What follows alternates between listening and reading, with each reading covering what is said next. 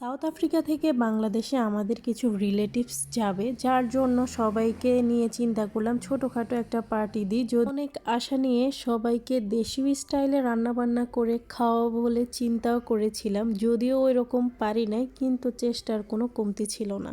কেন সবাইকে মন মতো খাওয়াতে পারলাম না সেটাও আপনাদেরকে ভিডিওর মাধ্যমে বলবো। আসসালামু আলাইকুম, আপনারা সবাই কেমন আছেন? আশা করছি ভালো আছেন।